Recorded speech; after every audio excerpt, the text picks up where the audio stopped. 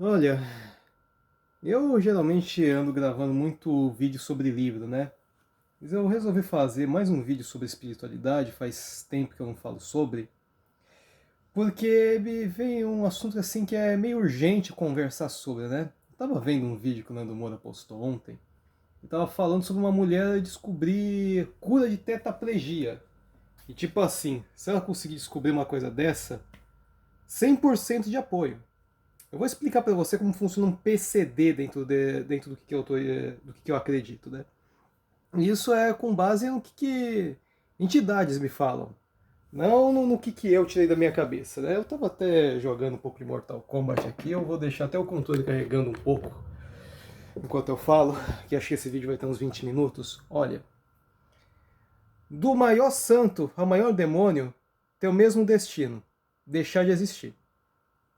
Um dia você morre, seu corpo é lixo, mas você não deixa de existir. O seu espírito é eterno, ou quase eterno. Tem caso de espírito que parece que tem um Alzheimer, não cai a ficha que morreu, ele fica para lá e para cá em locais que eram sua rotina, trabalho, casa e etc. É quase como se tivesse um Alzheimer. Quando essa pessoa repara que morre, dá uma consciência nela. Muitos viram encostos, não por serem mal intencionados, mas porque não conseguem entender que o papel deles no mundo, pelo menos como vivos, acabou, né? E uma vez eu fui até num terreiro, um malandro me fez desmaiar, e aí. Mas eu tava escutando o que eles estavam falando. Um deles falou assim: eu acho que isso aqui era a mãe dele, hein? Mas como é que nunca fizeram isso? Já é bem velho as coisas que tem aqui. Eles tiraram umas coisas que estavam ali tinha há muito tempo, né? Que é? Porque minha mãe virou um encosto. Nunca caiu a ficha dela, que ela tem que ir embora.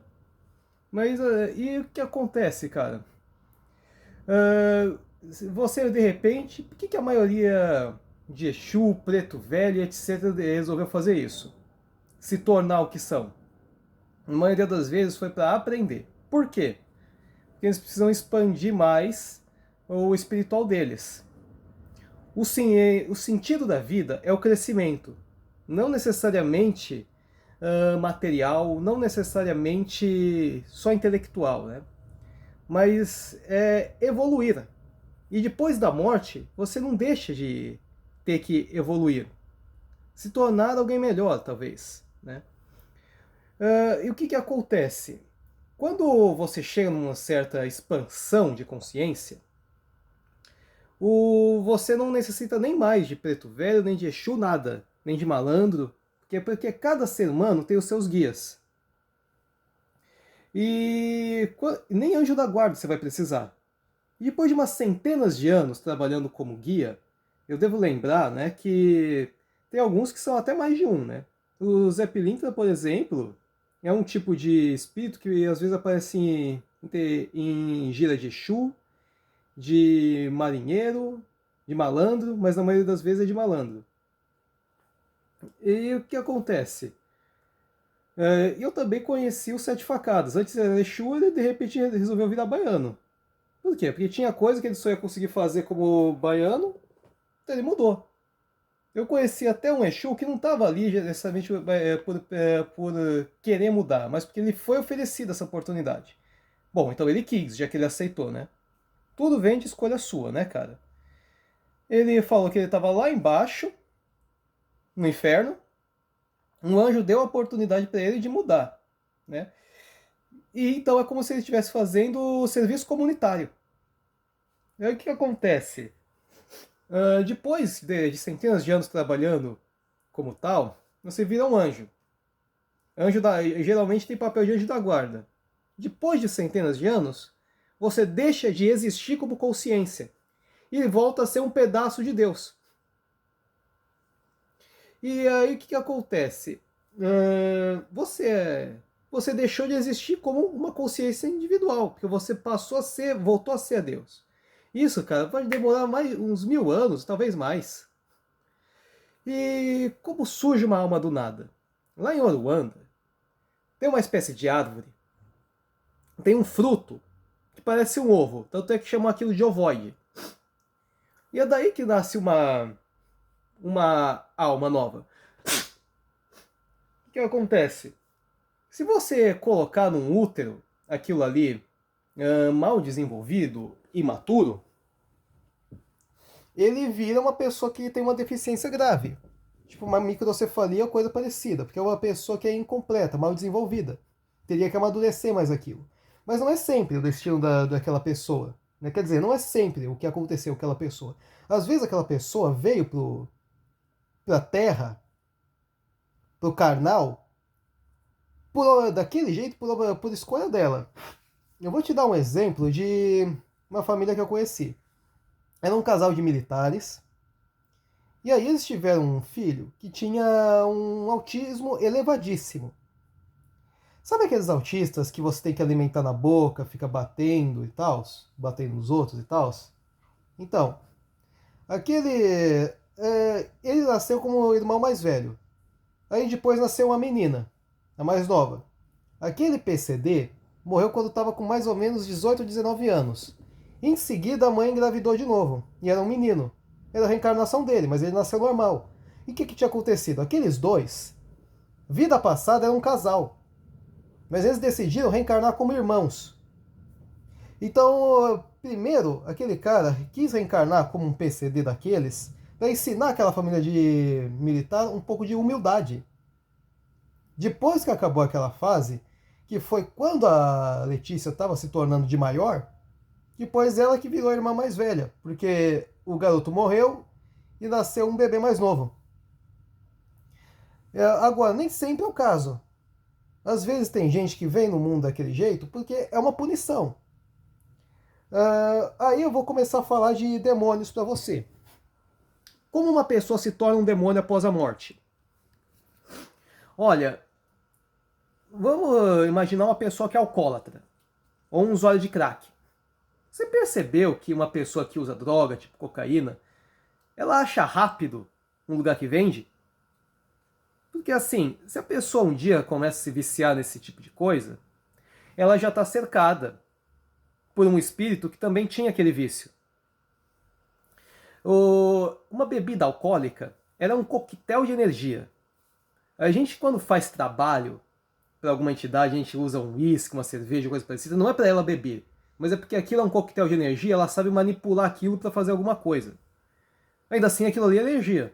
Tem gente que se vicia no álcool. E o espírito também se vicia. Um alcoólatra, depois que morre, é bem possível que ele vai ficar frequentando bar, balada e coisa do gênero, porque sempre tem bebida alcoólica lá. E ele vai se prender, pode se encostar em alguém que está tendo a mesma caminhada. Está se viciando no álcool. Às vezes ela não é necessariamente nem viciada, mas ela tem uma rotina dentro do álcool. Tipo, todo fim de semana quer sair para beber. E aquela entidade negativa acompanha ela. Porque ela quer se viciar, ela quer continuar viciada. E ela não quer que aquela pessoa se desprenda disso. Se ela não quer que essa pessoa se desprenda disso, ela quer impedir que ela saia dessa vida. Logo, ele é um demônio também. Ele se vicia naquilo, ele não tem objetivos na vida, mesmo porque ele já está morto, né? Agora, vamos supor que a pessoa parou de beber. Ela pode ter uma recaída e voltar a beber. Porque não é só do corpo que você tem que cuidar do espiritual. Senão aquela entidade pode voltar, ou alguma outra aí, alguma parecida, que sabe que você é sujeita. E o que acontece? Se você pega uma... E o que acontece quando você vai em terreiro e você tira o encosto de você? O que aconteceu com o encosto? Ué, ele passa por uma espécie de limpeza, né? Quando você morre, você tenta te encaminhar para uma limpeza. O espírito que é viciado tem que fazer aquilo de novo. Pronto, agora ele não é mais um demônio. Mas o que é que ele faz a partir de agora? Vai ir a escolha dele. Vai ser um espírito neutro, que vai só ficar para lá e para cá sem objetivo? Quer virar guia? Ou quer voltar àquela vida? Ela pode acabar voltando para aquela vida. Quando uma pessoa está sob efeito de álcool, ela começa a perder a consciência. Nesse período, algum demônio pode arrombar a consciência dela e tomar controle. Eu já vi possessão demoníaca várias vezes, não só em terreiro, mas fora. Cara, eu vou te falar uma coisa, é feio.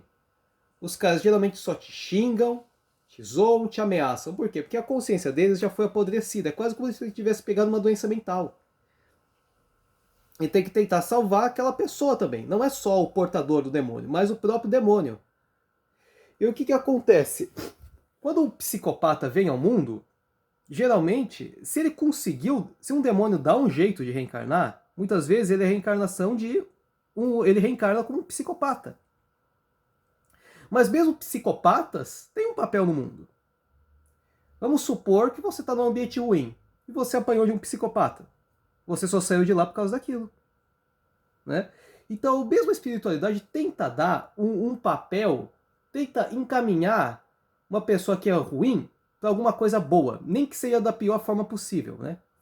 Porque às vezes o bom que te aconteceu da pior forma. E você frequenta um lugar ruim, falta de aviso sobre você parar de frequentar aquele lugar não é. E você talvez pare de frequentar da pior maneira, por causa da pior maneira possível. Talvez nem isso você pare. E você vai ficar numa caminhada ruim, uma caminhada atrasada. Agora, nem sempre adianta. Olha, pense, por exemplo, na Suzanne von Richthofen. Em teoria, ela é psicopata. Né? Eu não sei se ela realmente é, né? Mas em teoria ela é. Ela matou os pais dela. Ela foi penalizada por isso. Não era um destino espiritual ela foi matar os pais dela.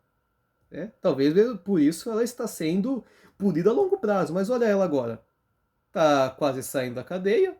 Já tem até uma herança milionária para ela pegar para ela. Né?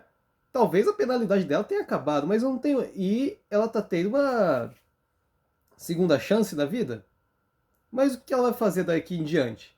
Depende dela. Todos os seus problemas na sua vida foi você que causou. Porque não importa o que fazem com você. Importa o que você faz com o que fazem com você. Você tem que tentar transformar cada problema na sua vida em uma oportunidade, né? Do jeito que der, né? Porque tem gente que não tem solução. Eu não falo moralmente, mas fisicamente.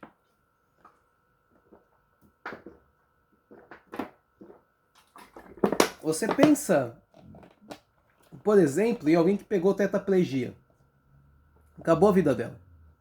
Uma cabeça falante. Por esse tipo de coisa que eu defendo a eutanásia. Acabou a vida. Não tem mais o que fazer. Eu preferia estar morto do que ter um destino desses. Agora, se eu morro, um parente meu poderia opinar em doar meus órgãos, não poderia? Agora, se eu opino em ser eutanasiado, por que não poderia doar os meus próprios órgãos? Você tem um coração que ainda pode servir para alguém. Se uma pessoa tetraplégica for sacrificada, ela ajuda várias pessoas. Sacrifica uma vida que, ao pé da letra, é inútil, você ajuda outras. Né? Agora, vai e chega. Eu até cheguei a argumentar assim: olha, eu não sei se o Elon Musk cria uma espécie de chip que faça um paralítico voltar a se movimentar. Não tem esperança. E quem diria? Uma brasileira está descobrindo uma cura, parece que acho que química, né? Química, biológica, não sei, que pode fazer uma pessoa paralisada voltar a caminhar. Eu apoio 100%. Se eu pudesse, doava R$1.000 para ela poder fazer o estudo. Mas a gente não tem. Mas até lá, eu acho que o melhor destino para essa pessoa é estar morta. Não é uma pena de morte que eu defendo. Defendo a eutanásia. Que a pessoa possa gozar por completo do corpo dela. Isso inclui morrer se quiser. Olha para o mendigo. A vida dele acabou. Vive de caridade, de receber moedinha, de passar fome. Eu preferia estar morto. Por isso eu defendo que exista uma clínica de suicídio clínico. Você chega um assistente social e pergunta para o mendigo: quer morrer? Se ele disser que sim, sacrifica ele e doa os órgãos. Eu sempre defendi isso e eu continuo defendendo até hoje. Desde que eu era do MBL. Eu fui banido porque eu era supostamente eugenista. Mas você vê, por exemplo, o engenheiro Léo. Eu concordo com o que ele fala. Se a pessoa de repente não quiser criar uma pessoa que tem síndrome de Down, poder abortar. Porque esse tipo de pessoa dá trabalho. E deveria ser uma escolha da família ter ou não ter filhos. Então a questão não é nem se tiver deficiência. Basta você querer. Você quer ter filho? Tenha. Se não quer, ou não engravida, ou você aborta. Eu vou além, eu defendo o abandono legal de filho. Eu já vi um caso assim, uma mãe, ela estava com muito problema, então ela resolveu simplesmente matar acho que o filho que tinha 10, a filha que tinha 3. Pronto, foi jogar o corpo fora, achou que ninguém nunca ia descobrir. Ela foi presa. Já vi assim, uma mulher que viu que não tinha como cuidar dos filhos, foi tentar abandonar numa UPA, na frente do condomínio, achando que alguém ia cuidar do filho como se fosse dela, ela foi presa. Abandono de incapaz. No caso da UPA, o bebê até morreu. E assim, ela não é uma pessoa má. Uma pessoa que reconheceu o seu próprio limite. E se existisse abandono legal de filhos, você dizer assim, eu desisto de ser pai, desisto de ser mãe. Você tem o direito de entregar o seu filho de menor. É o que eu defendo. Agora, voltando a falar de demônios. Você pega, você salva um demônio. Ele apodrece. Você salva, ele apodrece. De repente, o espiritual pega um demônio que era bem trevoso e meio que vai terceirizar a vida dele. Faz ele nascer com uma síndrome dessas. Depois que... Porque geralmente gente que tem, por exemplo, hidrocefalia vive uns 5 anos no máximo, né? Quando aquela pessoa, aquela reencarnação de um demônio morre, ela acaba reencarnando numa pessoa normal, porque foi filtrado os vestígios da maldade que ela tinha na vida retrasada. Então, assim, cara, se você abortar até um bebê desse, ou levar para sacrifício, pode até ajudar o espiritual, se quer saber. Então, assim, cara, eu sou a favor da eutanásia. Se uma pessoa que tem Alzheimer no maior estágio, se uma pessoa que tem câncer terminal, que é no caso da minha mãe, ela pegou câncer na tireoide, traqueia, pulmão, útero e no cérebro. Eu vi a minha mãe sofrendo. Eu vi a minha mãe sofrendo até o último segundo. E o que aconteceu? Lógico, ela faleceu. E eu, se eu pudesse, eu teria matado ela. Por ódio não, por compaixão. Não tinha esperança. A morte foi o que livrou ela do sofrimento. E depois de morta, o espírito continua por aí. Vai dela o que ela faz com a sua vida pós-morte. Da mesma forma que vem de você, o que é que você faz na sua vida? Sendo você vivo ou morto. Ela pode virar uma cigana, já que ela gostava de olhar tarô. Pode virar uma pombagira. Seja o que quiser. Busque trabalhar com o que quiser. Quer ser cientista? Estude para isso. Quer ser agente funerário? Estude para isso. Mas certos trabalhos você só vai ter se você trabalhar antes com alguma coisa menor. Você sempre tem que começar de baixo. A reencarnação é um problema parecido com o paradoxo do navio de Teseu.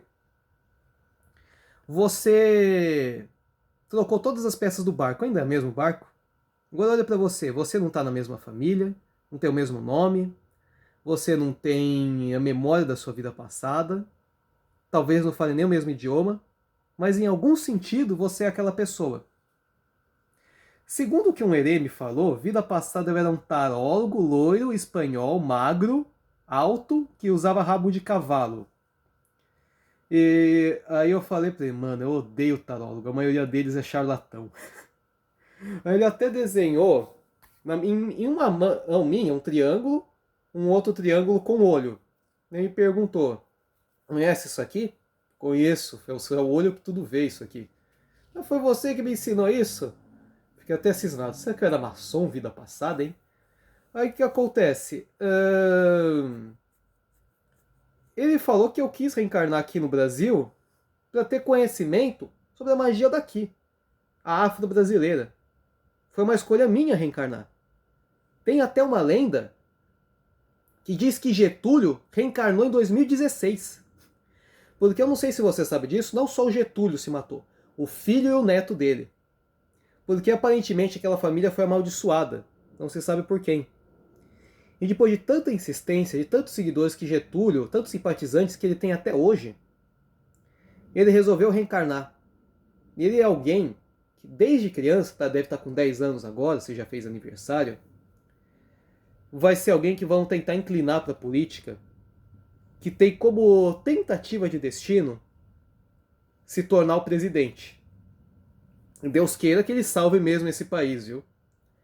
Porque eu sou bem desacreditado de político já. Mas depois que ele morrer, ele não vai ser essa pessoa. Como ele veio para a Terra para fazer especificamente isso, depois dele cumprir seu papel como presidente, ele vai morrer em pouco tempo. E ele vai voltar a ser Getúlio. Porque tem caso de gente que reencarna e volta a ser quem era na vida anterior, depois de morto. É o caso de algumas pessoas que morrem muito jovens. Às vezes, o que um bebê, por exemplo, que morreu com 1 ano de idade, vai pagar na vida, se ela não fez nada? Quando ela é uma gay muito jovem morre, muitas vezes volta a ser quem era na vida anterior, às vezes virerê. Né? Então, assim, eu cheguei até a ver um caso de uma família que tinha 3 filhos, perdeu os 3. A mãe engravidou de trigêmeos. Aqueles 3 receberam uma segunda chance. Tem alguns casos muito raros de gente que lembra da vida passada. Eu vi o caso de um menino branco que, vida passada, era uma mulher negra, foi assassinada, aquela criança estava falando coisa estranha, que lembrava da vida passada dela, uma autoridade realmente levou a sério, foi graças àquela criança que desvendaram o assassinato da vida anterior dela. E aí, depois de pouco tempo, ela esqueceu, porque alguém que pode vir para a Terra, com a autorização de ter memória da vida passada, é muito raro, não que não exista. Né? Agora, o que acontece com um demônio que é insolucionável? Tem uma hora que o Molu vai ver aquilo lá.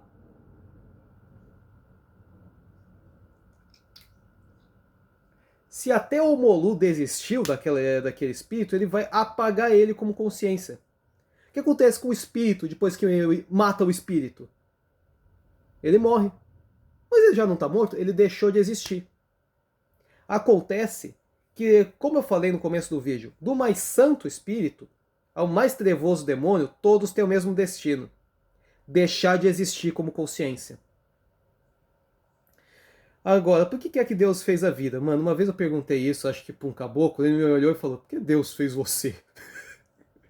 Tem coisa que nem os mortos sabem. A gente sabe que Deus criou tudo isso.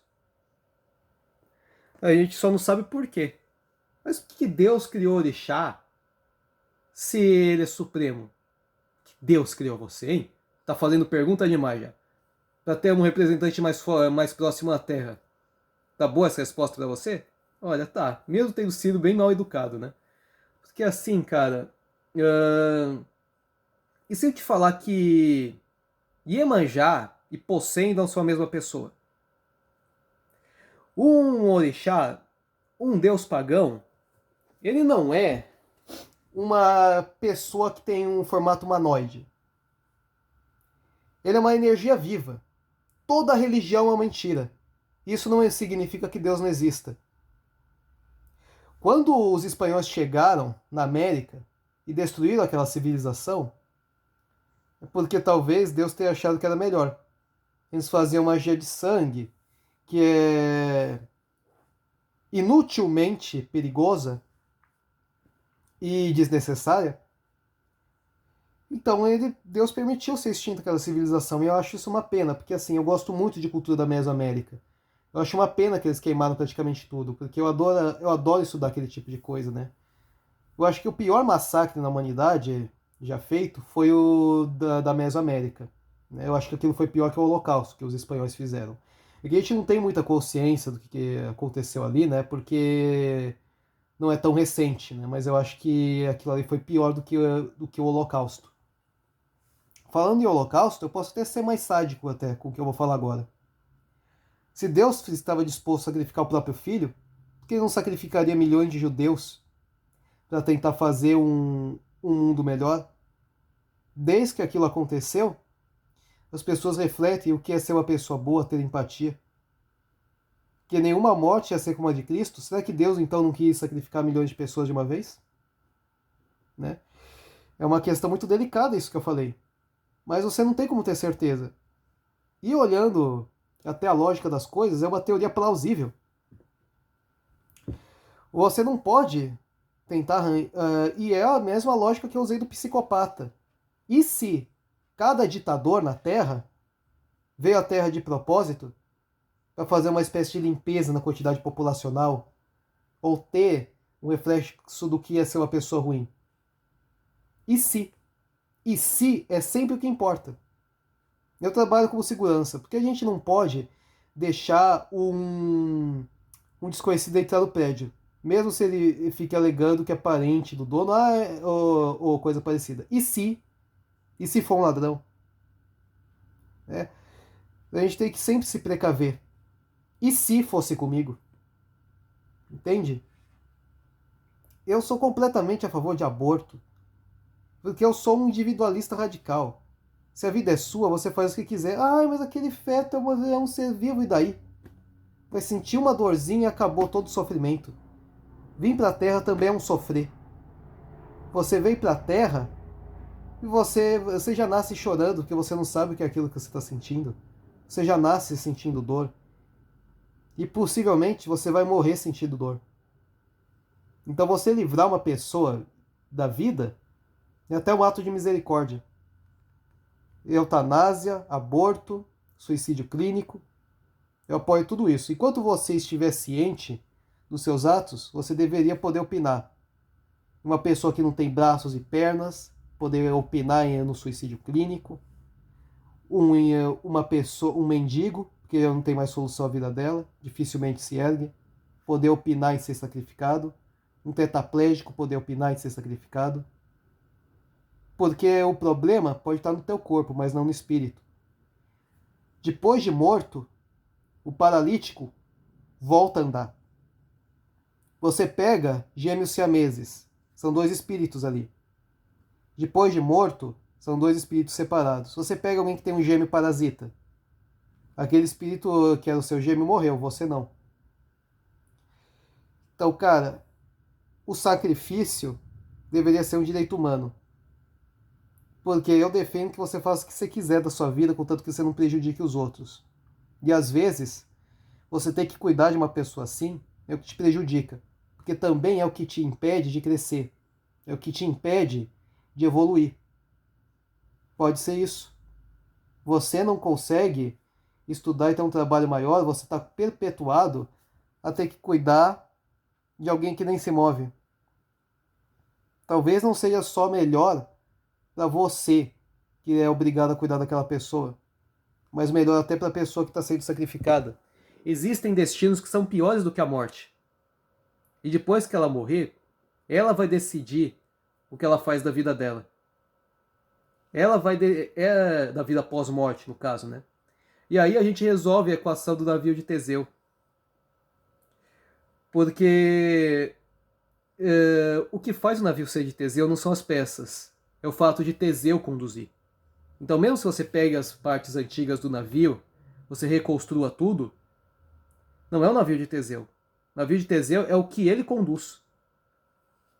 E desde que você nasceu, você estava sendo manipulado, sendo induzido, mesmo depois de morto, por segundos que você nem enxerga.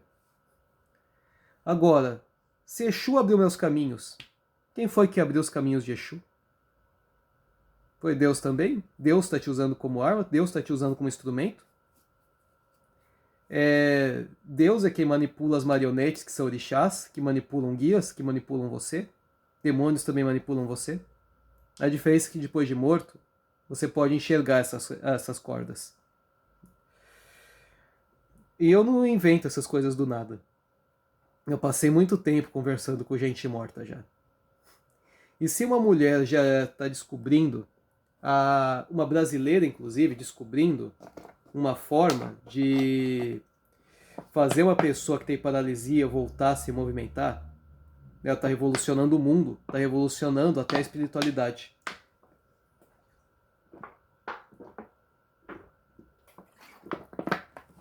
Então, cara, assim, eu desejo tudo de bom para essa mulher. que ela possa se tornar uma santa depois de morta, se talvez ela não precisar mais reencarnar. Porque às vezes tem até Exu que resolve reencarnar só para fazer algo específico na Terra, depois morre. Talvez ela já seja a reencarnação de um santo e ela nem sabe. Então talvez ela nem exista como a consciência dela após a morte. Talvez ela volte a ser quem era na vida anterior. Por isso eu desejo tudo de bom para ela, né? Então, um forte abraço quem viu esse vídeo.